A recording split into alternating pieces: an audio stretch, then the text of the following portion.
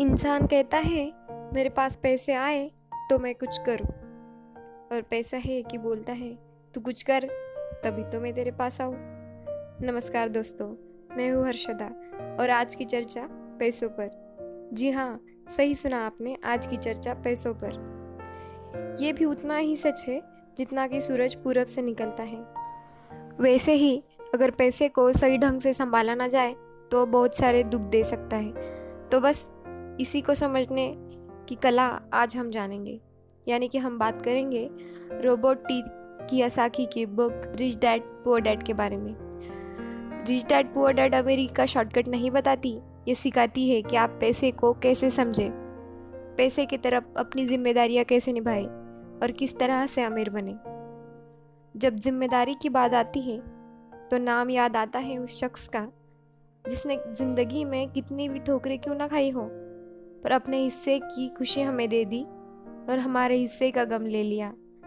वो होते हैं हमारे पिता। अरे जेब खाली होते हुए भी मैंने उन्हें मना करते नहीं देखा। जेब खाली होते हुए भी मैंने उन्हें मना करते नहीं देखा। मेरे पिता से अमीर इंसान मैंने इस दुनिया में नहीं देखा। ऑथर ने उसी पिता को ध्यान में रखते हुए और उन्हें main character of the story बनाते हुए लाइफ के सबसे इम्पोर्टेंट लेसन को पढ़ाने की कोशिश की है, विच इज़ मनी। हम बचपन से लेकर जवानी तक सिर्फ मार्क्स के पीछे भागते रहे हैं। हमारी पढ़ाई का तरीका है, एजुकेशन का जो पैटर्न है,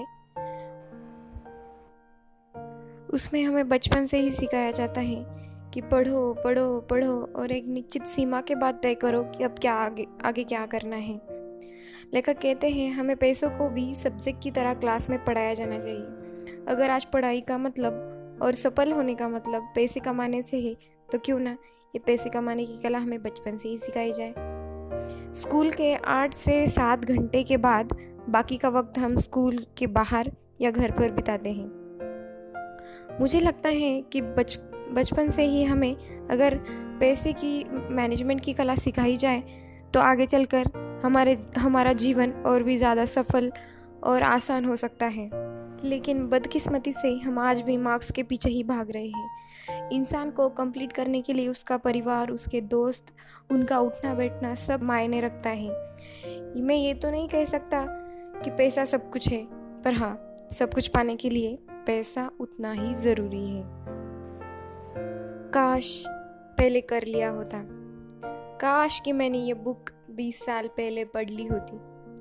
वक्त ऐसे ही बीत जाता है और हम काश में ही फंसे रह जाते हैं। ऐसी बहुत सारी चीज़ें आती है जब हमें पता लगती है कि इससे हमारी ज़िंदगी बदल सकती थी, इससे हमें कुछ सीखने को मिल सकता था, पर तब वक्त बीत चुका होता है और बस रह जाता है तो एक काश मैंने ये कर लिया होता। इसी किताब में रॉबर्ट टी कियोसाकी ने अपने दोनों पिताओं का रेफरेंस लिया है। एक थे रिच डैड जिनके पास पैसा था और दूसरे थे पुअर डैड जो गरीब थे। लेखक अपने दोनों पिताओं को समान अहमियत देते थे और उनके दोनों पिता भी उन्हें बराबर का प्यार देते थे। अब आप सोचेंगे कि एक ही इंसान के दो पिता कैसे हो सकते हैं। हो सकता है कि उन्होंने मान लिया हो मन को पुअर डैड और दिमाग को रिच डैड। हो सकता है कि एक डैड उनके दोस्त के हो सकते हैं और एक डैड उनके भी हो सकते हैं। लेकिन यहाँ ये ज़रूरी नहीं है, यहाँ ज़रूरी है कि उनकी सीख, उनकी कल्पना शक्ति। असल बात यह है कि लेखक हमें क्या समझाना चाहते हैं। तो मान लेते हैं कि एक पिता उनके थे और एक पिता उनके दोस्त के थे, और उनमें से एक अमीर थे और एक गरीब थे। लेखक रॉबर्ट टी कियोसाकी की सोच यहाँ बहुत बड़ा रोल प्ले करती है। हालांकि वो दोनों पिता उनके थे, दोनों पिता उन्हें उतना ही ख्याल रखते थे और उन्हें उतना ही प्यार देते थे, उन पर अपनी जान न्यौछावर करते थे और हमेशा उन्हें आगे बढ़ाने की, कुछ नया सिखाने की कोशिश करते थे। पर ऐसा क्या हुआ था कि एक पिता अमीर थे और एक गरीब थे। सारा खेल सोच का है, सारा खेल नज़रिए का है। नज़रिया को तरक्की दिला सकता है और नज़रिया ही इंसान के जीवन की नाव डुबा सकता है। तो ये हमारे ऊपर है कि हम कैसा नज़रिया रखते हैं। किसी ने क्या खूब कहा है, जैसा दर्द वैसा मंजर होता है, जैसा दर्द वैसा मंजर होता है। अरे मौसम तो इंसान के अंदर होता है। अगर उसी नज़रिए को पॉजिटिव रखते हुए हम सोचेंगे तो कुछ अच्छा तो ज़रूर होगा। समझो कि पैसा क्या है। गरीब और मध्यम वर्गीय लोग पैसे के लिए काम करते हैं, पर जो अमीर होते हैं उनका पैसा उनके लिए काम करता है। स्कूल जाओ और मेहनत से पढ़ो, ये लाइन हमने एक बार नहीं कई बार सुनी है, हमारे घर वालों से, रिश्तेदारों से, शिक्षकों से, हर किसी से। स्कूल जाओ और मेहनत से पढ़ो। एक वक्त ऐसा लगता है बस पढ़ते रहो पढ़ते रहो पढ़ते रहो। जैसे जैसे उम्र बढ़ी एक सवाल मन में घर करने लगा, आखिर हम पढ़ किस लिए रहे हैं? स्कूल जाना और पढ़ाई करना बहुत अच्छी बात है, लेकिन अगर हम कोई काम कर रहे हैं तो वो काम किस वजह से किया जा रहा है ये पता होना भी उतना ही ज़रूरी है। अपनी पढ़ाई पूरी करने के बाद हम जॉब ढूंढते हैं, ये सोचते हैं कि जॉब मिल जाएंगी तो हमारे पैसे से जुड़ी सभी परेशानियां सॉल्व हो जाएंगी और हम पैसे से जुड़ी हमारी सारी ज़रूरतें पूरी कर लेंगे, गाड़ी खरीदेंगे, हमारा घर बना लेंगे, सब कुछ पूरा कर लेंगे। पर ऐसा होता नहीं है। बहुत सारे लोग अच्छी जॉब, अच्छी पगार होने के बाद भी खुश नहीं हो पाते, अपनी ज़रूरतें पूरी नहीं कर पाते। वो बहुत ही मुश्किल से अपने घर का खर्च चला पाते हैं, पर वो लोग रहते इसी उम्मीद पर है कि शायद अगले साल फिर इंक्रीमेंट होगी, फिर हमारी सैलरी बढ़ेगी और उन्हीं पैसों से हम अपनी बाकी की ज़रूरतें पूरी कर लेंगे। फिर वो और ज़्यादा मेहनत करते हैं प्रमोशन पाने के लिए, पर वक्त के साथ साथ हमारा लालच और हमारी ज़रूरतें दोनों ही बढ़ती ही जाती है। पहले तो पैसों के बिना रहने के डर से हम मेहनत करने लग जाते हैं। उसके बाद जब हमें सैलरी मिलने लगती है तो हम और ज़्यादा पाने की इच्छा जाग जाती है और इसी चूहे बिल्ली के खेल में हमारी ज़िंदगी का भी एक पैटर्न बन जाता है। ज़्यादा मेहनत करो, ज़्यादा पैसे कमाओ, ज़्यादा पैसे कमाओ, घर का खर्च चलाओ, पैसे ख़त्म, फिर ज़्यादा मेहनत करो और ये चक्र चलता ही रह जाता है और हम इसी में ही गोल गोल गोल गोल गोल गोल घूमते रह जाते हैं। अगर हमारे पास ज़्यादा पैसे आ भी जाए तो हम हमेशा इस चक्र में घूमने की आदत पड़ जाती है। हमें डर और लालच पर काबू पाना बहुत ज़रूरी है, क्योंकि अगर हम अमीर बन भी जाएं तो इन आदतों की वजह से हम अपनी ज़िंदगी के मज़े नहीं ले पाएंगे। पहले के ज़माने में शिक्षा का नज़रिया लोगों की पर्सनैलिटी डेवलप करने का था और आसपास के हर विषय की जानकारी लेने का था, पर वक्त के साथ साथ पढ़ाई का लक्ष्य बदल गया। पढ़ाई का लक्ष्य है बड़े होकर अपनी जीविका चलाना, ब्रेड और बटर कमाना, और इसमें कुछ गलत भी नहीं है।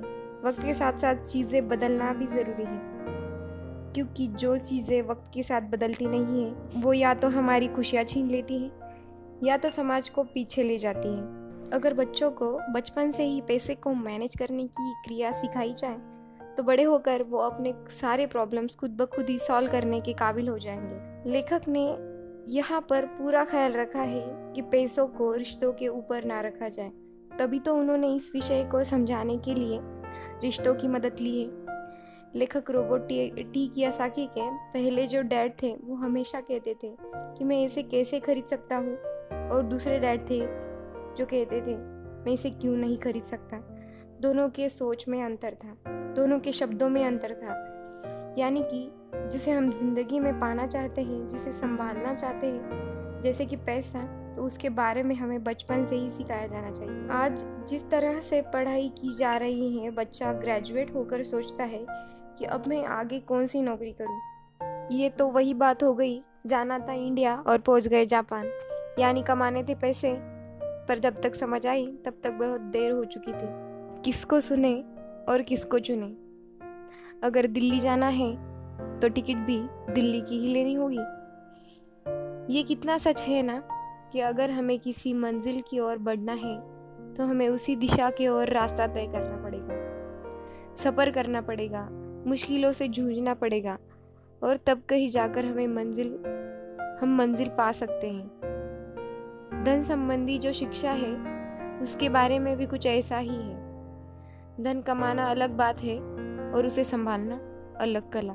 पैसा एक तरह की ताकत है, पर इसे भी बड़ी ताकत है उसे संभाल के रखना। पैसा तो आता जाता रहता है, और अगर आप जानते हैं कि पैसा किस तरह से काम करता है तो आप और भी ज़्यादा ताकतवर हो सकते हैं और आप और भी ज़्यादा दौलत कमाना शुरू कर देते हैं। केवल सकारात्मक सोच से समस्या हल नहीं होती। हाँ, ये ज़रूरी है कि सकारात्मक सोच उस दिशा की ओर बढ़ने की हिम्मत देती है। ज़्यादातर लोग ये कभी नहीं समझ पाते कि पैसा किस तरह से काम करता है और वो अपनी सारी ज़िंदगी पैसों के लिए काम करने में बर्बाद कर देते हैं। लेखक कहते हैं कि उनकी वित्तीय शिक्षा तब शुरू हुई थी जब वे 9 साल के थे, जब उन्होंने निर्णय लिया था कि उन्हें किसकी बात सुननी है, अपनी पुअर डैड की जो पढ़े लिखे हैं फिर भी पैसों को अहमियत नहीं देते, या फिर अपने रिच डैड की जो पढ़े लिखे भी है और उनसे प्यार भी करते हैं और पैसों को भी अहमियत देते हैं। पर उन्होंने अपने पुअर डैड को भी छोटा नहीं समझा। लेखक रॉबर्ट टी कियोसाकी बहुत छोटे थे तो उनके रिच डैड ने उन्हें बड़े ही सरल और सीधे तरीके से लेसन सिखाए। जी हाँ, हम किसे सुन रहे हैं और हम किसे अपना मार्गदर्शक चुन रहे हैं वो भी उतना ही ज़रूरी है, क्योंकि अगर हम सही मार्गदर्शक नहीं चुनेंगे तो वो हमें सही तरीके से हमारी मंजिल की ओर पहुंचा नहीं सकता। लेखक रॉबर्ट टी कियोसाकी ने अपने दोनों ही डैड को उतना ही अहमियत देते थे और उतने ही प्यार देते थे। उनकी नज़रिए की वजह से उन्होंने अपने रिच डैड की बात सुनना पसंद किया।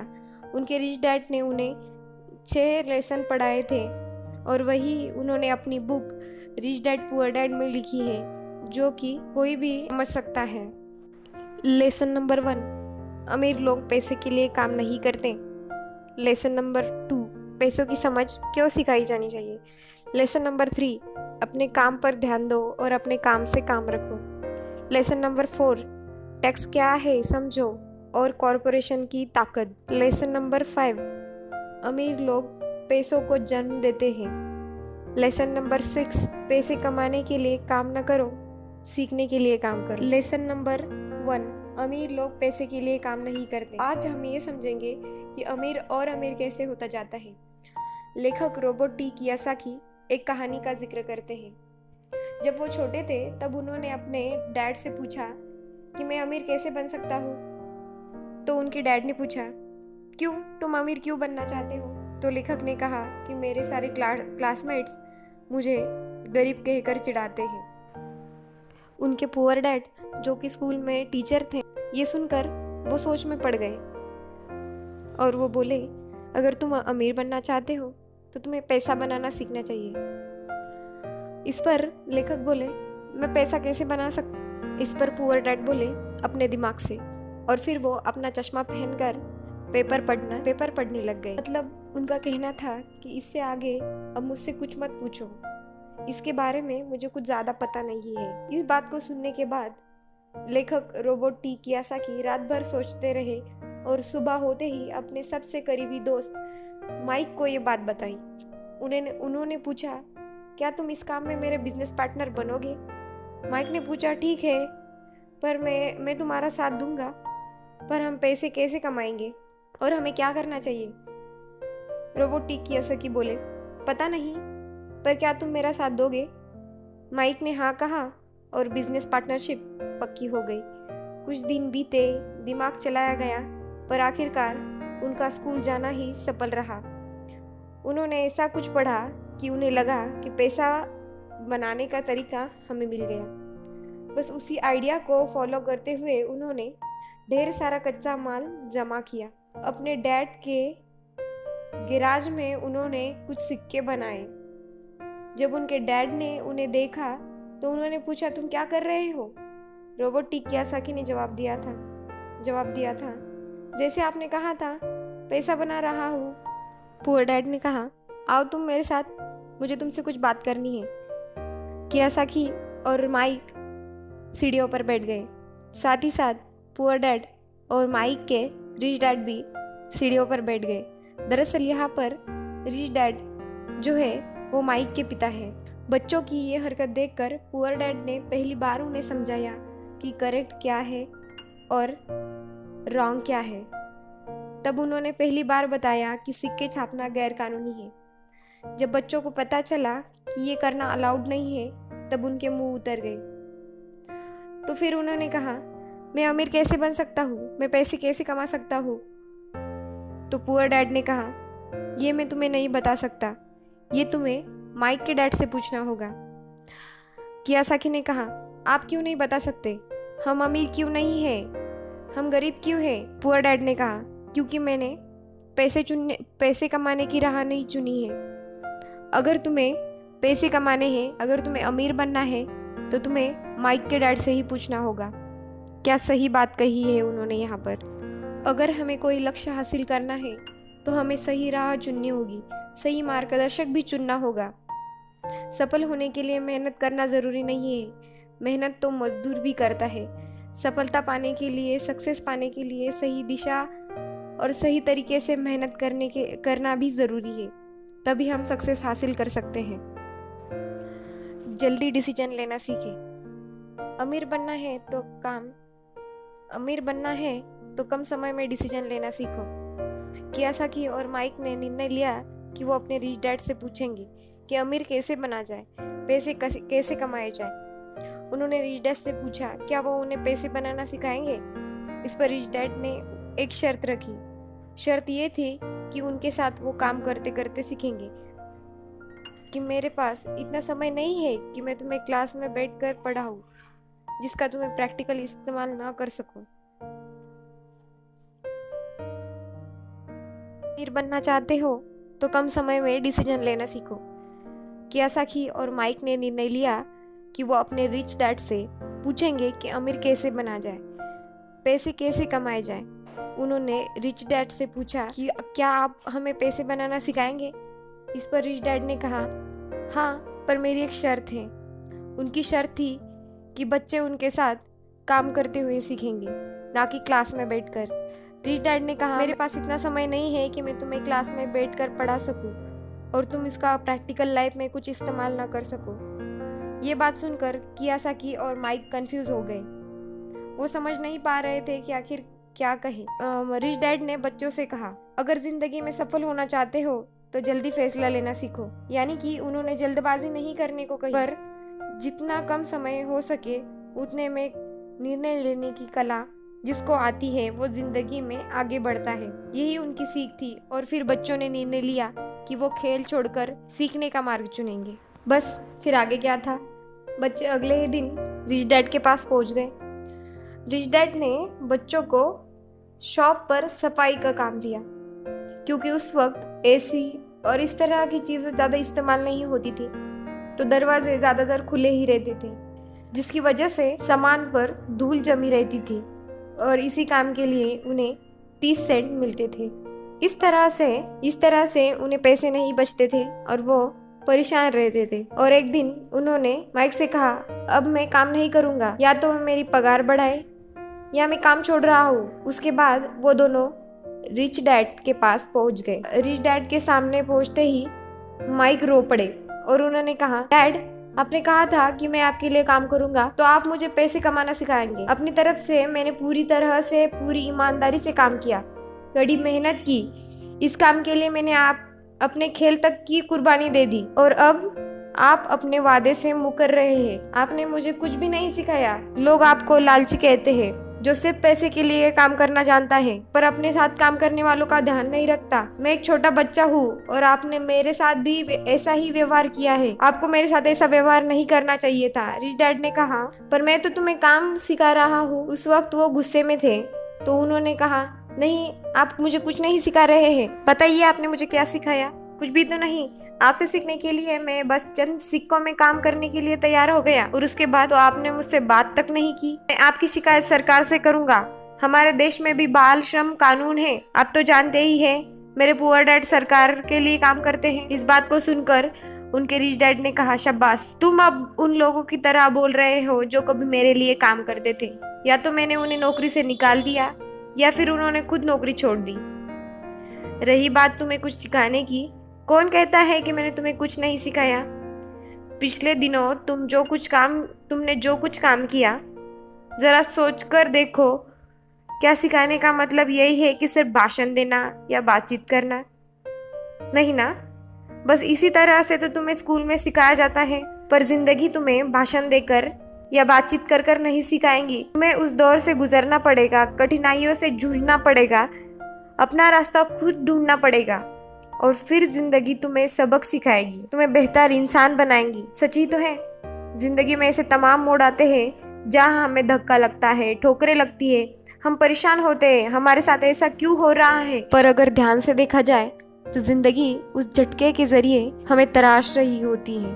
पर 9 साल के कियासाकी को ये बड़ी बड़ी बातें कहाँ समझ आने वाली थी। अगर जिंदगी तुम्हें कुछ सिखाना चाहती है तो तुम्हें उससे सीखना चाहिए, वरना तुम्हारी पूरी जिंदगी यूं ही झटके खाते हुए गुजर जाएगी और तुम हमेशा अपनी जॉब के लिए, अपनी मुसीबतों के लिए, अपनी पगार को, अपने बॉस को, अपनी नौकरी को कोसते रह जाओगे और इसी उम्मीद पर जियोगे कि कभी ना कभी तुम्हारी सैलरी में इंक्रीमेंट तो ज़रूर होगी, जो कि पॉसिबल नहीं है। दूसरों को बदलने से आसान है खुद को बदलो। कियासाकी को उनके रिच डैड ने 10 सेंट पर घंटे के लिए जॉब पर रखा। 10 सेंट बहुत ही कम होते हैं। उन्होंने वो जॉब छोड़ दी और गुस्से से कहा, इतने कम पैसों पर मैं काम नहीं कर सकता। ये बात सुनकर रिच डैड ने कहा, तुम 10 सेंट पर काम करने के लिए असंतुष्ट हो।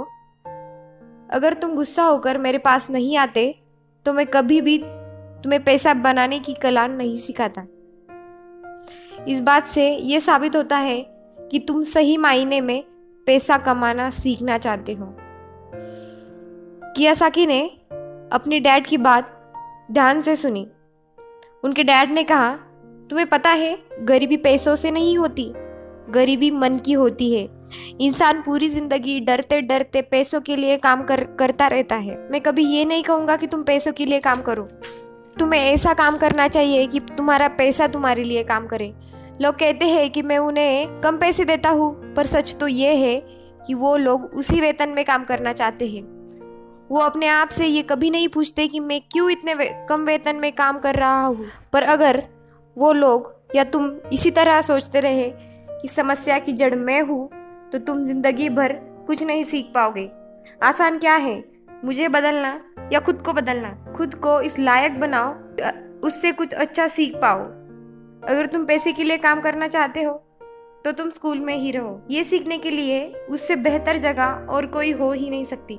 परंतु अगर तुम सीखना चाहते हो कि पैसा तुम्हारे लिए कैसे काम करे, तो मैं तुम्हारा रिच डैड तुम्हें यह सिखाने के लिए तैयार हूँ।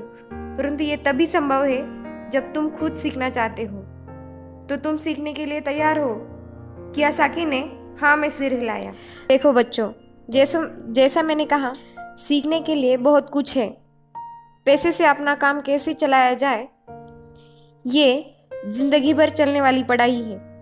मैं पहले से ही जानता हूँ कि मेरी धन संपत्ति संदर्भ की पढ़ाई जीवन भर चलेगी और इसकी वजह से मैं जितना ज़्यादा जान लेता हूँ उतने ही ज़्यादा जानने की इच्छा मेरी बढ़ती रहती है। बहुत ही कम लोग होते हैं जिन्हें इस बात का एहसास होता है। असली समस्या पैसों की नहीं है, असली समस्या ज्ञान की है। तो क्या तुम्हारे अंदर सोचने की उतनी इच्छा है जितना पहले थी? इस पर कियासाकी ने कहा, बिल्कुल, मैं दूसरे लोगों की तरह थोड़ी ना हूँ, मैं सीखना चाहता हूँ। तब रिच डैड बोले, तो ठीक है, कल से तुम फिर काम पर आ जाओ, पर इस बार तुम्हें कोई पगार नहीं दूंगा। अब तुम्हारा पगार बंद। तुम हर शनिवार उसी तरह काम करोगे, लेकिन पगार नहीं मिलेगी। तुम्ही ने तो कहा मैं पैसे के लिए काम नहीं करना चाहता, इसलिए मैं बदले में तुम्हें कुछ भी नहीं दूंगा। अपने रिच डैड की बात सुनकर कियासाकी कंफ्यूज हो गए।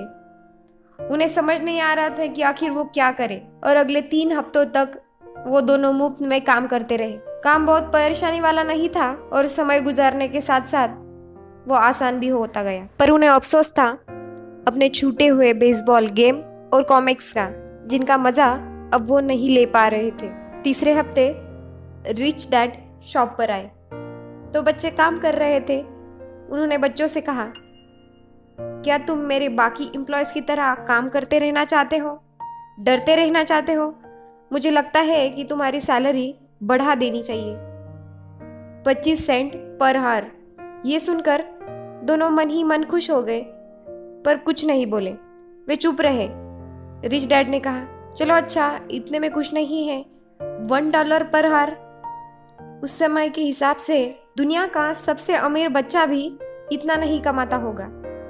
फिर भी दोनों चुप रहे। कुछ समय बाद रिच डैड बोले, चलो $5 पर हार। ये सुनकर उनका मन बार बार ये कह रहा था, मान लो, इतने पैसों में क्या नहीं खरीदा जा सकता, ढेर सारी साइकिल, कॉमिक्स, पर वो चुप रहे। उन्होंने जल्दबाजी नहीं की। रिच डैड ने कहा, अच्छा है, मुझे अच्छा लगा, तुमने लालच नहीं किया, जल्दबाजी नहीं की, और मैं ये देख सकता हूँ कि तुम अगर इसी तरह से मन लगाकर सीखते रहो तो फ्यूचर से जुड़ी किसी भी बात के लिए तुम जल्दबाजी में निर्णय नहीं लोगे। सच्चा अमीर कौन है? जब किसी के पास पैसा आता है तो अपने साथ डर और लालच भी लेकर आता है। रिच डैड कहते हैं, कुछ पाने की इच्छा को, बेहतर पाने की इच्छा को लोग लालच कहते हैं, पर मेरे लिए ये इच्छा ही है और इसमें कोई बुरा भी नहीं है। पर यकीन मानो, मैं अगर तुम्हें $5 भी दूंगा तो तुम्हारी समस्या हल नहीं होगी, तुम अमीर नहीं बन जाओगे। रिच डैड की बात सुनकर कियासाकी ने पूछा, ऐसा क्यों? अगर मैं इतनी सैलरी उठाऊंगा तो मैं अमीर क्यों नहीं बन सकता? तब रिच डैड ने कहा, क्योंकि अमीरी मन से होती है, हमारे सोच से होती है, पैसों से नहीं। पैसा आज है, कल जा भी सकता है, पर जो इंसान की सोच है वो अमीर होनी चाहिए, जो ये जानता है कि पैसों को कैसे संभाला जाए, उसे कैसे कमाया जाए, पैसे को कैसे बनाया जाए, वो कभी भी गरीब नहीं हो सकता। इस पर कियासाकी ने पूछा, तो क्या हमें पैसों से दूर रहना चाहिए, उसके पीछे नहीं भागना चाहिए? उस पर रिच डैड ने कहा, देखो, पैसों से दूर रहना उतना ही बड़ा पागलपन है जितना उसके पीछे भागना। मुसीबत की घड़ी में, पैसा ना होने की घड़ी में ज़्यादातर लोग ये नहीं जान पाते कि वो अपने दिमाग से नहीं, दिल से सोचते हैं। उनकी भावनाएं तो उनकी ही रहेंगी, पर मुसीबत के वक्त दिल से नहीं, दिमाग से सोचना चाहिए। अक्सर लोग जब नौकरियां छोड़ते हैं, अक्सर लोग जब अपने बॉस की बुराइयां करते हैं, अक्सर लोग जब अपने मुसीबतों की पहाड़ के बारे में बात करते हैं, तो वो अपने दिमाग से नहीं, दिल से सोच रहे होते हैं। क्योंकि वो नहीं जानते, क्योंकि जो लोग दिमाग से सोचते हैं वो तरक्की के बारे में सोचते हैं। वो इस डर से नहीं सोचते कि उनकी नौकरी चली जाएगी। तुम्हें डर के हाथों मजबूर होकर, दिल के हाथों मजबूर होकर पैसों का गुलाम नहीं बनना। मैं चाहता हूँ कि तुम दिमाग से सोचो, पैसों को अपना गुलाम बनाओ, ताकि पैसा तुम्हारे लिए काम कर सके। क्योंकि इस दुनिया में सबसे अमीर वही है पैसों के पीछे ना भागे, वो खुद पैसों के लिए काम ना करे, बल्कि उसका पैसा उसके लिए 2400 घंटे काम करे। महंगाई क्यों और कैसे? बढ़ती हुई महंगाई और घटती हुई कमाई को देखकर मुझे आधार कार्ड की नहीं, उधार कार्ड की ज़रूरत महसूस हो रही है। महंगाई हमेशा ही बढ़ती आई है, चीज़ें महंगी होती आई है, दाम बढ़ते आए हैं। उसके पीछे का कारण क्या है? और ये महंगाई है क्या, कैसे बढ़ती है? इसके बारे में रिच डैड अच्छे से समझाते हैं। वो कहते हैं, जितना ज़्यादा हम पैसा कमाते हैं उतना उसे खोने का डर बना रहता है। पैसे के साथ जो डर आता है, जो लालच आता है, वही हमें पैसे के पीछे भगाता है और हमें पैसे का गुलाम बनाता है। हम ये समझने की ज़रूरत है, इस लाइफ की ज़रूरतों में हम सब बंधे हुए हैं। हमें अपनी ज़रूरतों को पूरा करने के लिए पैसों के पीछे भागते रहते हैं, धीरे धीरे ज़्यादा पैसा कमाने की इच्छा करते रहते हैं। पैसा कमाना गलत नहीं है, पर उसके पीछे की नीयत और तरीका सही होना ज़रूरी है, और वो नीयत ही है इस समाज में महंगाई बढ़ा रही है। एग्जाम्पल, एक डॉक्टर जो अपने परिवार को खुशी देना चाहता है, अपनी फीस बढ़ा देता है। उसकी फीस बढ़ने की वजह से सारी मेडिकल सुविधाएं सब महंगी हो जाती है। इससे गरीबों को सबसे ज़्यादा नुकसान पहुंचता है। इसलिए गरीब लोगों का स्वास्थ्य अमीर लोगों से ज़्यादा बुरा होने लगता है। अब डॉक्टरों ने अपनी फीस बढ़ा दी, तो इसलिए वकीलों ने भी अपनी फीस बढ़ा दी, और उनका देखकर टीचर्स ने भी अपनी फीस बढ़ा दी, और ये सिलसिला यूं ही चलता रहा। जल्द ही अमीर और गरीब होता जाता है, और इतना बड़ा अंतर दोनों में आ जाता है कि सोशल डिस्टेंसिंग पैदा हो जाता है। रिच डैड की बात सुनकर कियासाकी ने पूछा, क्या कीमतें बढ़नी नहीं चाहिए? रिच डैड ने कहा, अच्छी तरह चलने वाली सरकार और एक शिक्षित समाज में तो नहीं बढ़नी चाहिए। कीमतें दरअसल कम होनी चाहिए। जाहिर है कि ऐसा केवल सिद्धांतों में होता है, आइडियल ऐसा होना चाहिए, पर प्रैक्टिकली ऐसा नहीं होता। कीमतें लालच और डर के कारण होती है। जैसा कि मैंने तुम्हें बताया, अगर स्कूल में पैसे के बारे में सिखाया जाता तो लोगों के पास ज़्यादा पैसा होता और बाजार की कीमतें कम होती।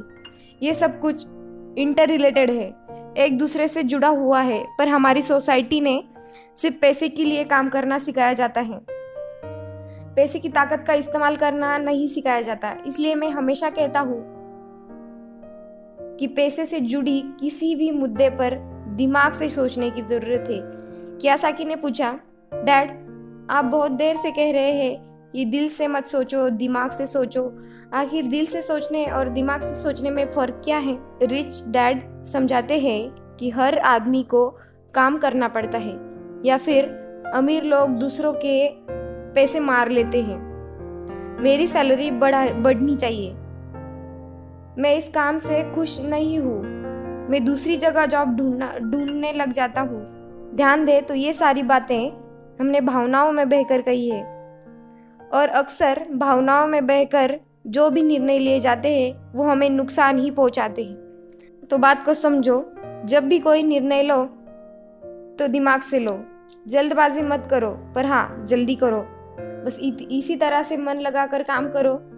तुम्हारा जो दिमाग है वो तुम्हें जल्द से जल्द ऐसे ही सही तरीके बता ही देगा जिससे तुम ज़्यादा कमा पाओगे, ऐसी चीज़ें देख पाओगे जो दूसरे लोग नहीं देख पाते हैं। मौका उनके नाक के नीचे होता है और अवसर उनके पास होता है, सामने होता है, पर वो उसे पहचान नहीं पाते। पर अगर तुम दिमाग से काम लोगे तो तुम उन्हें पहचान लोगे, उन मौक़ों का फ़ायदा उठा पाओगे, ज़िंदगी में आगे बढ़ पाओगे। बैलेंस शीट सही तो लीजिए रिटायरमेंट के मज़े। पैसा आए तो मुसीबत, पैसा ना आए तो मुसीबत। इसीलिए पैसे को समझना बहुत ज़रूरी है। लेखक रॉबर्ट टी कियासाकी कहते हैं कि माइक और वो अब बड़े हो चुके थे, और माइक ने अपने डैड का बिजनेस संभाल लिया था, और वो सक्सेसफुल भी थे। और अब माइक अपने बेटे को वैसे ही सिखा रहे थे जैसे उनके रिच डैड ने उन्हें सिखाया था। रॉबर्ट टी कियासाकी कहते हैं, जब वे 47 साल के हुए तो उन्हें लगा कि अब उन्हें रिटायर हो जाना चाहिए। रिटायरमेंट का ये मतलब नहीं होता कि अब काम नहीं किया जाएगा। रिटायरमेंट का मतलब है अब आप इस लायक बन गए हैं कि आपका पैसा आपके लिए काम करे। रिटायरमेंट का सही मतलब यही है कि आपने जो पूरी ज़िंदगी मेहनत करके कमाया है, अब आपकी एज आ चुकी है कि आप उस पैसों को एंजॉय करें, क्योंकि अब आपका पैसा आपके लिए काम करना शुरू कर चुका है। कुछ लोग पूरी ज़िंदगी काम करते रहते हैं, रिटायरमेंट नहीं पाते। पूरी ज़िंदगी काम करना गलत नहीं है, पर यह डिफरेंस समझना ज़रूरी है कि पैसे की ज़रूरत की वजह से पूरी ज़िंदगी काम कर रहे हैं, या पैसे का गुलाम बनकर काम कर रहे हैं, या फिर उसका मालिक बन के अपनी ज़िंदगी एंजॉय कर रहे हैं। रिटायरमेंट को दूसरे शब्दों में चिंताओं से आज़ादी भी कह सकते हैं। इसका मतलब यह है कि पैसा अगर सही तरीके से खर्च किया जाए, उसे सही ढंग से मैनेज किया जाए, तो वो अपने आप ही बढ़ता रहता है। यही ठीक एक पेड़ लगाने की तरह है कि आप सालों तक उस पेड़ को पानी देते रहते हैं। जब आप अपने बिजनेस में होते हैं, अपनी जॉब में होते हैं, और कभी भी कोई कोताही नहीं करते, जब भी उसे आपकी ज़रूरत होती है आप वो पेड़ बड़ा हो जाता है, जमीन की गहराइयों में उसकी जड़ें पहुंच जाती है। फिर वो अपने आप आपको छाया और फल देने लगता है, और फिर आपको उसके लिए काम नहीं करना पड़ता। पैसा भी उसी पेड़ की तरह है। अगर आप से अपना कुछ गोल हासिल करना चाहते हैं तो आपको भी अपना प्रयास वैसे ही करना पड़ेगा। अगर ऊंची बिल्डिंग बनानी है तो उसकी नींव भी गहरी होनी चाहिए, और अगर हमें छोटा सा घर बनाना है तो उसकी नींव भी छोटी ही होगी। पर प्रॉब्लम यही होती है कि हम छोटी नींव पर बड़ी सी बिल्डिंग बनाना चाहते हैं और वैसी कोशिश भी करते हैं जो कि बाद में गिर जाती है। तो ज़रूरी क्या है? पैसे को संभालना, पैसे को समझना। सबसे ज़रूरी बात है लायबिलिटी और एसेट्स में फ़र्क समझ में आना चाहिए, और एसेट्स को खरीदा जाए और लायबिलिटीज़ में पैसे न डाले जाए। ये सुनने में बहुत आसान लगता है, पर सच यही है। ये आपको अमीर बनने में बहुत मदद करेगा। अगर ये इतना ही सिंपल होता तो हर कोई इसके बारे में सोचता क्यों नहीं? लोगों को लगता है उन्हें लायबिलिटीज और एसेट्स के बीच में फ़र्क पता है, पर उनके बीच का जो फ़र्क है वही लोगों को नहीं पता। तो चलिए इसमें हम समझते हैं लायबिलिटीज और एसेट्स क्या है। लायबिलिटी वो है जहाँ से आपको पैसा कभी वापस नहीं आएगा। इसके उल्टे आपको इसमें पैसा डालना पड़ेगा। और एसेट्स वो है जो चीज़ें आपको पैसे देती रहेगी, दिन ब दिन उसकी कीमत बढ़ती रहेगी, वो आपको अमीर और अमीर बनाती रहेगी। इनको अगर इनकम और एक्सपेंस की टर्म में समझा जाए तो आसान होगा। सीधे सीधे इनकम है कि आपके पास कितना पैसा आया, और एक्सपेंस है कि आपने कितना पैसा खर्च किया। जब भी ऐसा कन्फ्यूजन हो कि सही तरीका यह है कि बैलेंस शीट बनाई जाए, उसमें अपने एसेट्स और लायबिलिटीज़ को ज़रूर लिखें। 1 रुपये मांगती थी तो 2 रुपये थमा देते थे। कुछ इस तरह से मेरे पापा मुझे अमीर बना देते थे। सोच सही दिशा में हो तो मंजिल आसानी से मिलती है। इंसान की ज़रूरतों को पूरा करने के लिए पैसों की कितनी ज़रूरत है, ये बात हम में से किसी से भी नहीं छुपी है। हम सब दिन रात मेहनत करते हैं, सोचते हैं कि हम अमीर बन जाएंगे, पर क्या वो सोच हमारे अंदर है? हम जब छोटे थे तो 1-2 रुपए में भी खुश हो जाते थे, पर आज न जाने कितने पैसे कमाने के बाद भी हमें खुशी नहीं मिलती। गरीबी ही महसूस होती है, हमेशा कुछ ना कुछ कमी लगी रहती है। तो कारण क्या है? फर्क क्या है? फर्क है हमारी सोच का, जिसके बारे में लेखक कहते हैं अमीर लोगों के पास इसलिए पैसा ज़्यादा होता है कि वो प्रिंसिपल्स को फॉलो करते हैं और उन पर यकीन भी करते हैं। वही दूसरी तरफ गरीब लोग प्रिंसिपल को ठीक से समझ नहीं पाते। इसलिए इस बात पर जोर दिया है कि केवल लिटरेट होना काफ़ी नहीं है, फाइनेंशियली लिटरेट होना भी उतना ही ज़रूरी है। नंबर से कुछ नहीं होता, मार्क्स से भी कुछ नहीं होता। फ़र्क तब पड़ता है जब आप अपनी सक्सेस स्टोरी खुद लिखें। अक्सर फैमिली में देखा जाता है जो मेहनती होता है उसके ही पास पैसा आता है, पर उसका क्या फ़ायदा जब सारा पैसा लायबिलिटीज़ में ही खर्च हो जाए। वैसे ये बहुत इम्पॉर्टेंट एक्सरसाइज है, करके देखनी चाहिए। लायबिलिटी वर्सेस असेट्स चार्ट बनाकर जब आप देखेंगे तो जानेंगे कि आपका खर्चा करने का पैटर्न कैसा है, सही तरीका है या गलत। तब आप ये भी नोटिस कर पाएंगे कि आपका ज़्यादा पैसा किस तरफ खर्च हो रहा है, लायबिलिटीज़ की तरफ या असेट्स की तरफ। आपको अपने खर्चे पर कितना कंट्रोल करना है, ये मुद्दे की बात है और कुछ भी नहीं। एक और ज़रूरी बात है कि पुराने समय में हम देखते थे कि लोगों के गोल होते थे, हम डॉक्टर बनेंगे, हम लॉयर बनेंगे। ये सारे प्रोफेशन से इनका अमीरी से कोई कनेक्शन नहीं है, पर सोच ये थी कि अगर हम डॉक्टर बनेंगे तो हम ज़्यादा पैसा कमाएंगे, लॉयर बनेंगे तो ज़्यादा पैसा कमाएंगे। इसी सोच की जड़ ही गलत थी। पुराने ज़माने में लोग जो कुछ भी बनना चाहते थे वो बन चुके, डॉक्टर, लॉयर, पर आज भी वो उनकी लाइफ में स्ट्रगल कर रहे हैं। क्यों? क्योंकि उनकी नींव ही गलत थी। पर आज का दौर बदल चुका है। बच्चे एथलीट बनना चाहते हैं, स्पोर्ट्स पर्सन बनना चाहते हैं, स्टार बनना चाहते हैं, क्योंकि उन्हें पता है अच्छी पढ़ाई और अच्छे ग्रेड से कुछ नहीं होने वाला है। इससे हम जीवन में सक्सेस नहीं पा सकते। आज वक्त बदल चुका है। आज के ज़माने में सभी वर्किंग है, हस्बैंड वाइफ दोनों वर्किंग है, और वह सोचते हैं कि हम दोनों मिलकर कमाएंगे तो ज़्यादा अमीर बन जाएंगे, और फिर सबका ध्यान अपने अपने करियर पे होता है। कमाई बढ़ने लगती है, पर जाहिर है कि साथ ही साथ खर्चे भी बढ़ने लगते हैं। कहने का मतलब यही है, फाइनेंशियली लिटरेट हुए आप कितना भी पैसा कमा ले, खर्च हो ही जाएगा, वो आपके लायबिलिटीज में चला जाएगा। यह एक पैसे का चक्र है जो चलता ही रहता है।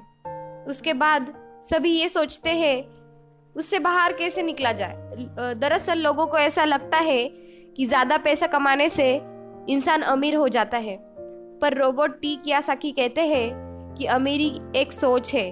अमीरी अपने पैसे को सही जगह खर्च करने की समझ है। अमीरी पैसे के पीछे ना भागने की सोच है। अमीरी रिटायरमेंट लेते समय ना डरने की सोच है।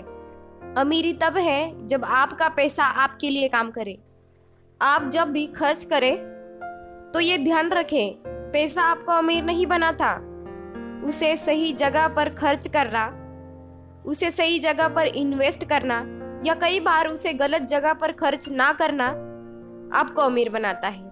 कहने का मतलब ये है, अमीरी क्या है? अमीरी वो नहीं कि आप कितना पैसा कमाते हैं, अमीरी वो है कि आप कितना पैसा बचा पाते हैं।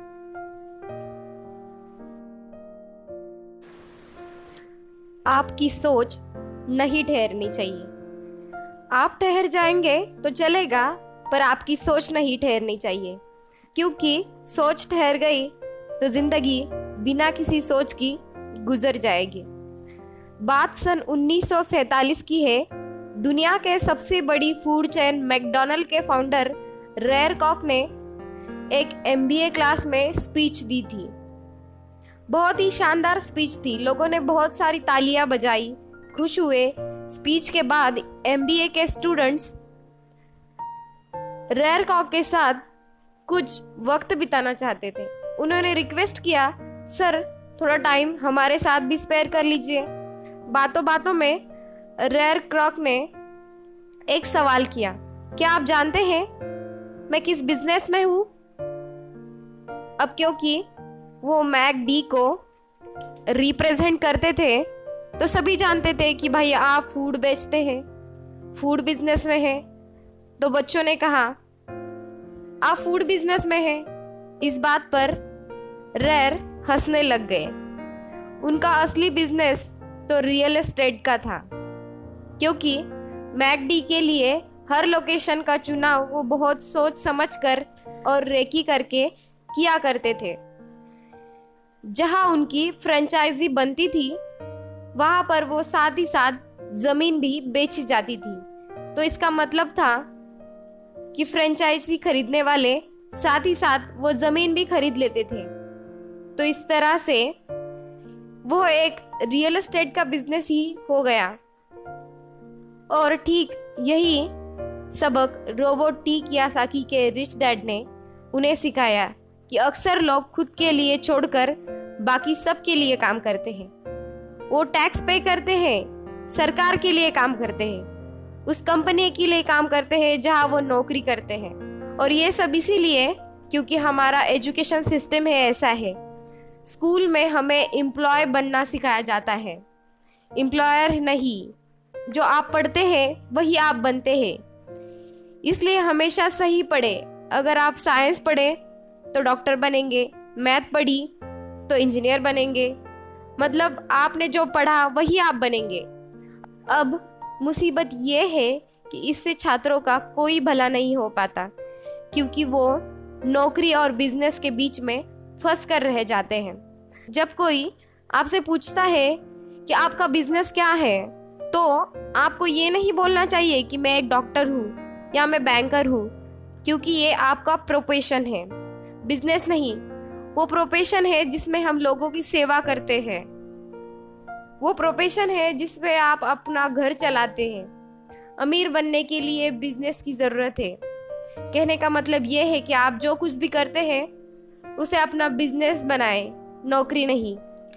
अपनी सारी उम्र दूसरों के लिए काम करने में, उन्हें अमीर बनाने में बर्बाद ना करें, बल्कि खुद की ज़िंदगी में खुद को खुशहाल बनने के लिए काम करें। बहुत से लोगों को इस बात का एहसास बहुत देर से होता है।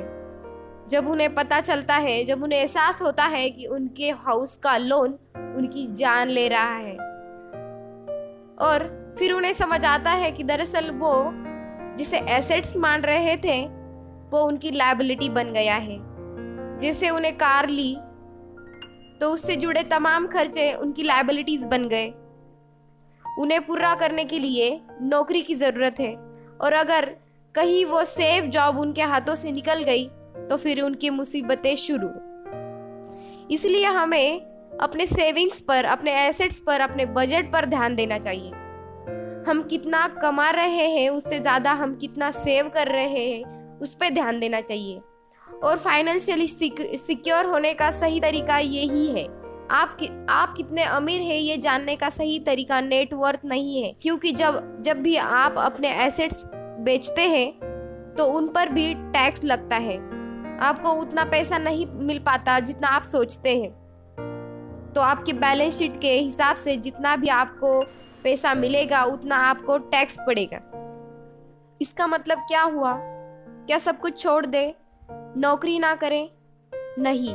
रोबोट टी कियोसाकी कहते हैं कि आप नौकरी बिल्कुल ना छोड़ें, पर साथ ही साथ अपने एसेट्स भी जमा करते रहिए। एसेट्स का मतलब सही और असली मायने में एसेट्स। वो ये नहीं कहते कि आप कार खरीदी करें, क्योंकि कार कोई एसेट्स नहीं है। जैसे ही आप उस कार को सड़क पर उतारेंगे उसका रेट घट जाएगा, उसकी कीमत घट जाएगी। जितना हो सके उतना खर्चे में कटौती कीजिए और अपनी लायबिलिटीज को घटाइए। तो सवाल ये आता है कि किस तरह के एसेट्स खरीदे जाने चाहिए। मतलब ऐसा कोई बिजनेस करें जहां आपकी मौजूदगी ज़रूरी ना हो। मतलब आप वहाँ ना भी हो तो आपका काम चलता रहे, दूसरे लोग आपके लिए काम करते रहें, बस वही अपना बिजनेस है। दूसरा, आप कह सकते हैं कि रियल एस्टेट में आप पैसा लगा सकते हैं, ज़मीन खरीद सकते हैं, स्टॉक और बॉन्ड खरीद सकते हैं। जब एसेट्स खरीदें तो अपनी पसंद की चीज़ों पर पैसा लगाएं, क्योंकि जब आपका मन हो तब आप उसमें ध्यान दे पाएंगे। अगर आपको उसमें रुचि नहीं होगी तो आप उस बेहतर समझ नहीं पाएंगे। कियोसाकी को रियल एस्टेट और स्टॉक में रुचि थी, खासकर छोटी कंपनी में इन्वेस्ट करने की। तो उन्होंने अपनी रिच डैड की सलाह पर अपनी नौकरी कभी नहीं छोड़ी, जॉब करते रहे, साथ ही अपने एसेट्स कॉलम को भी बढ़ाते गए। उन्होंने अपना कमाया हुआ एक एक पैसा बेकार खर्च नहीं किया, उसे सेव किया। वो हमेशा ये मानकर चलते रहे कि इन पैसों की उन्हें ज़रूरत नहीं है, वो उसके मालिक है, गुलाम नहीं। अगर आपको लगता है कि आप लग्जरियस लाइफ जीना चाहते हैं, लग्जरी खरीदना चाहते हैं, शौक से खरीदें, इसमें कोई बड़ी बात नहीं है। पर जहाँ पर आपको ये विचार आए तो ये सोच लीजिए कि अमीर और गरीबों में यही फ़र्क है। जहाँ गरीब आदमी या मिडिल क्लास आदमी पैसा आते ही लग्जरी पर खर्च करता है, वही अमीर आदमी उसे सबसे बाद में खरीदता है। तो यही सीक्रेट है अमीरों के अमीर होने का और गरीबों की बढ़ती गरीबी का। समझो पैसों की भाषा। संपत्ति वो है जो हमें पैसे कमा के देती है, और जिम्मेदारी वो है जो हमसे पैसे खर्च करवाती है। लेखक रोबोट कियोसाकी कहते हैं, उनके रिच डैड बातें सीधी तरीके से समझाने और समझने में विश्वास रखते थे। उन्होंने बच्चों से कहा, अकाउंटिंग में नंबर्स इंपॉर्टेंट नहीं होते, इम्पोर्टेंट होती है वो बात जो वो नंबर्स बताते हैं। ये ठीक शब्दों की तरह है, जैसे शब्द या वर्ड्स इम्पोर्टेंट नहीं होते। इम्पोर्टेंट वो बात होती है जो वो शब्द कह रहे होते हैं। कई लोग पढ़ते हैं पर वो बहुत ज़्यादा समझ नहीं पाते। अब ये रीडिंग की प्रॉब्लम हो सकती है। एग्जाम्पल, अगर आपके घर में कोई मोबाइल आया हो तो उसके साथ एक इंस्ट्रक्शंस बुक भी आती है। कभी आपने उस इंस्ट्रक्शन बुक को पढ़ा है? मैं गारंटी से कह सकती हूँ, अगर आपने पढ़ी भी हो तो आप में से कुछ लोगों को उसमें 10% भी समझ नहीं आएगा। ऐसा लगेगा कि वो दुनिया का सबसे मुश्किल काम है। ठीक उसी तरह अंकों के साथ भी है। अगर आप अमीर बनना चाहते हैं तो आपको अंकों को पढ़ना और उन्हें समझना आना चाहिए। लेखक रोबर्ट टी कियोसाकी कहते हैं कि यही बात उन्होंने अपने रिच डैड से 1000 बार सुनी थी और साथ ही साथ ये भी सुना था, अमीर लोग संपत्ति एकत्रित करते हैं जबकि गरीब और मध्यम वर्गीय लोग दायित्व एकत्रित करते हैं। तो सवाल ये आता है, जब कोई नौकरी कर रहा है, अच्छी सैलरी उठा रहा है, फिर भी उसके पास तंगी क्यों होती है? रिच डैड कहते हैं, लोग संपत्ति और दायित्व के बीच में अंतर ही नहीं कर पाते। वास्तव में अगर आपको अमीर बनना है तो आपको इतना ही जानने की ज़रूरत है। बस इसी फर्क को न जानने की वजह से लोग जिंदगी भर पैसों की प्रॉब्लम से लड़ते रहते हैं। पैसों के लिए आदमी इसलिए परेशान होता है क्योंकि ना ही वो पैसों को समझता है ना ही अंकों को समझता है। जिन लोगों को पैसों की समस्या आ रही है उन्हें समझना चाहिए शब्दों या अंकों में ऐसा कुछ है जो वे समझ नहीं पा रहे हैं। कोई चीज़ें ठीक से उन्हें समझ नहीं आ रही है। अमीर लोग और अमीर होते जाते हैं क्योंकि वो पैसों के मामले में पैसों की तंगी से परेशान लोगों से ज़्यादा समझदार होते हैं। तो अगर आप भी अमीर बनना चाहते हैं तो पैसों की साक्षरता बहुत ज़रूरी है, शब्दों में भी और अंकों में भी। खुद से झूठ नहीं बोला जा सकता। जिंदगी में सिर्फ पैसे जमा कर या पैसे बचा कर आप अमीर नहीं बन सकते। अमीर बनने के लिए आपको अपने अंदर बहुत कुछ बदलना पड़ेगा। कोई अगर लॉटरी में पैसे जीत जाए और उन्हें उन पैसों को अपने पास रख ले, अपनी निगाह में रखे, क्या वो आपके लिए अमीर है? नहीं ना, क्योंकि आपको पता है वो पैसा आज नहीं तो कल आपका साथ छोड़ देगा। अमीरी एक सोच है, एक जीवन शैली है, एक नज़रिया है और आपको हमेशा अमीर बने रहने के लिए हमेशा अमीरों की तरह सोचना पड़ेगा, खुद को इम्प्रूव करना पड़ेगा। और इस बात को रिच डैड एक कहानी के माध्यम से समझाना चाहते हैं। वो कहते हैं, जापानी लोग 3 ताकतों को मानते थे, तलवार की ताकत, रत्नों की ताकत और दर्पण की ताकत। तलवार यानी हथियार का प्रतीक थी। अमेरिका ने हथियारों पर कई सारे डॉलर खर्च कर दिए, इसी कारण वो विश्व में सबसे ताकतवर देश है। दूसरा रत्न यानी पैसे की ताकत, यानी कि वो पैसे का प्रतीक है। इस कहावत में कुछ तो सच्चाई होगी। ये सुवर्ण नियम है, याद रखो, जिसके पास सुवर्ण वही नियम बनाता है। वही तीसरी ओर दर्पण यानी शिक्षा और आत्मज्ञान का प्रतीक। जापानी कहानियों के अनुसार आत्मज्ञान बाकी 2 ताकतों से ऊपर है। गरीब और मध्यम वर्गीय लोग अक्सर ही धन की ताकत से नियंत्रित होते हैं। वो सुबह सुबह उठते हैं और नौकरी करने के लिए भागम भाग मचाते हैं, बिना खुद से ये पूछे क्या ये समझदारी है। पैसों की समझ ना होने वाले लोग पैसे को वो ताकत दे देते हैं कि वो उन्हें डराने लग जाता है, पैसा उन्हें कंट्रोल करने लगता है।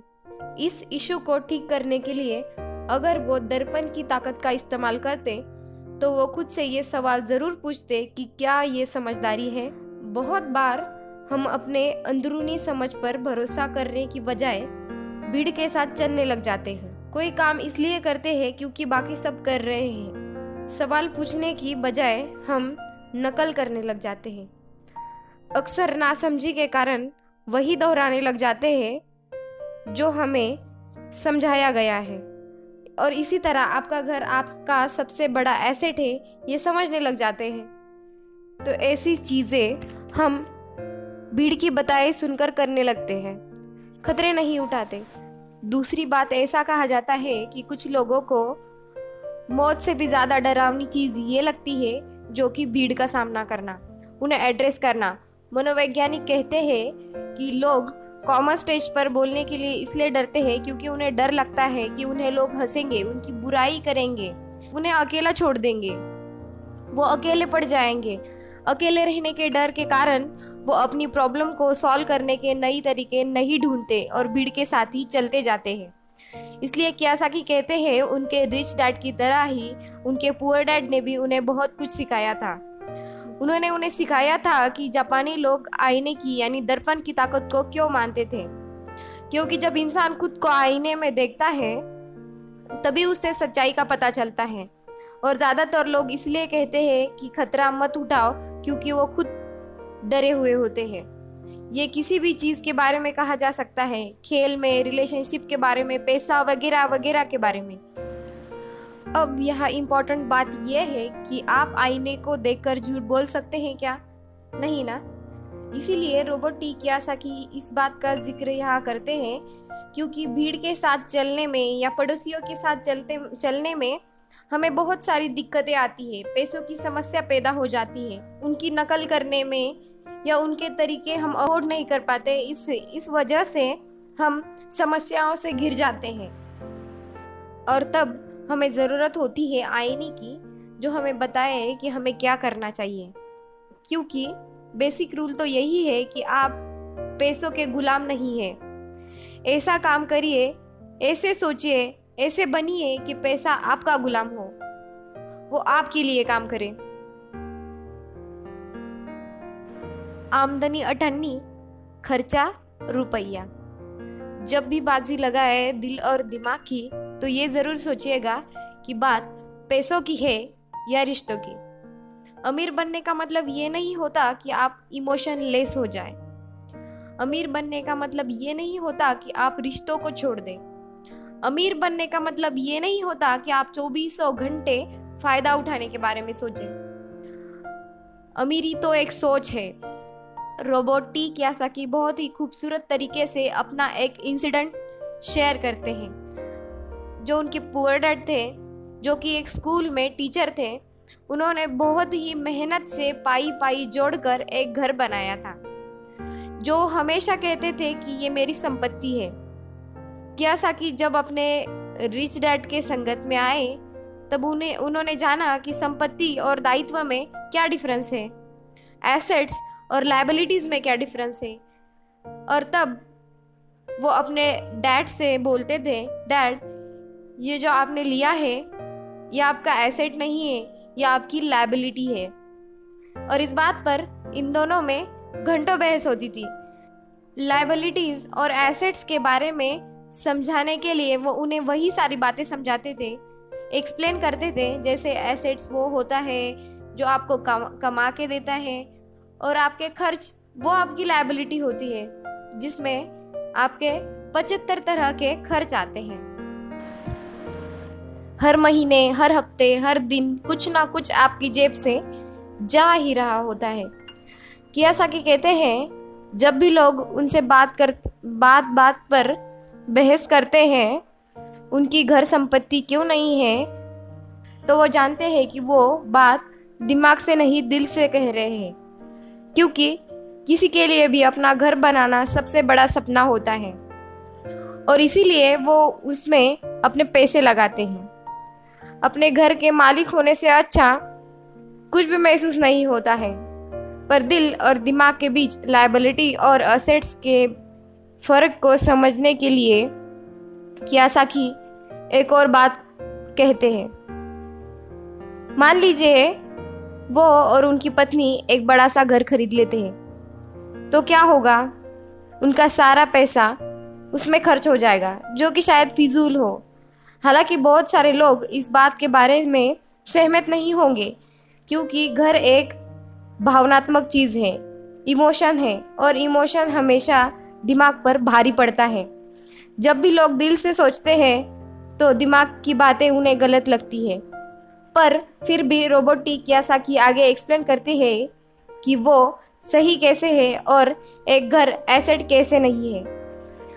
वो कहते हैं कि जब हम में से कई लोग उस घर की कीमत चुकाने के लिए ज़िंदगी भर काम करते हैं। ज़्यादातर लोग एक घर खरीदने के बाद दूसरा घर खरीद लेते हैं और हर बार नया कर्ज आ जाता है। हालांकि लोगों को अपने मॉर्गेज पेमेंट टैक्स के लिए छूट मिलती है, पर वो दीर्घ खर्च के लिए टैक्स के बाद मिलने वाले रुपए का उपयोग करते हैं। बूंद बूंद से सागर भरे। कौन कितना अमीर है ये जानना है तो जानिए उसकी कमाई हुई दौलत। किसी आदमी की वो योग्यता है जिसके सहारे वो आगे कितने दिनों तक जिंदा रह सकता है। यानी अगर वो आज काम करना बंद कर दे तो वो बिना कमाए कितने दिन तक जिंदा रह सकता है। यही उसकी अमीरी है। लेखक रोबोट टी कियासाकी कहते हैं, आज की कर्जदार सोसाइटी दो बातें मानती है। पहली, एक खुद का घर हो। दूसरी, अगर सैलरी बढ़ जाए तो ज़्यादा अच्छा और बड़ा घर खरीदा जाए। पर ऐसी सोच के कारण परिवार ज़्यादा परेशानी और कर्ज में चला जाता है। लोग बुरी तरह से फंसकर तंगी का सामना करने लग जाते हैं। वो लोग अपनी जॉब में अच्छी सैलरी उठा रहे होते हैं, लेकिन इस सोच की वजह से वो सेविंग नहीं कर पाते। इसे हाई रिस्क लिविंग यानी कि जोखिम भरी जीवन शैली कह सकते हैं, और इसका कारण छोटा सा है, पैसों की समझ ना होना और पैसों को कैसे मैनेज करते हैं ये पता ना होना। 1900 के दशक में जॉब्स में बहुत सारी गिरावट आई थी और तब ये बात पता चली कि जो लोग मिडिल क्लास हैं वो पैसों के बारे में कितना असुरक्षित है। तब से लेकर आज तक बहुत कुछ बदला है। अच्छी बात यह है कि आज लोग ज़्यादा अलर्ट हैं। उन्होंने सही जगह इन्वेस्ट करना शुरू कर दिया है। अक्सर लोग अपना प्रोफेशन बनाए रखने के लिए अपने सैलरी के सहारे अपने एसेट्स बनाना शुरू कर देते हैं, पर जबकि उनकी संपत्ति बढ़ती है, किस तरह वो अपनी संपत्ति का आकलन करते हैं। कब कोई आदमी ये महसूस करता है कि वो अमीर है, संपत्ति और दायित्व के बीच का बैलेंस कैसा है, यह सब बातें भी समझना उतना ही ज़रूरी है। तो फिर सवाल वही है कि अमीर कैसे बने जाए। अमीर बनने के लिए आपकी संपत्ति, आपकी सफलता, आपके आसपास का माहौल, आपकी दौलत, इन सब बारे में आपको सोचना पड़ेगा। एसेट्स और लायबिलिटीज़ के बारे में सोचना पड़ेगा। सबसे इम्पोर्टेंट यह है कि अपने दिमाग को हमेशा खुला रखना पड़ेगा, क्योंकि ये ज़िंदगी भर का सब्जेक्ट है। यही सब्जेक्ट ज़िंदगी भर पढ़ना है, सीखना है और अमीरी की राह पर आगे बढ़ना है। आधी को छोड़ पूरी को धावे, पूरे मिले ना आधी पावे। मुश्किल दौर में, गरीबी के दौर में अपने आप को कैसे संभाला जाए, अपने आप को कैसे गरीबी से उभारा जाए, इस बात को समझने के लिए रोबोट टी कियासाकी बहुत ही अच्छा एग्जाम्पल देते हैं।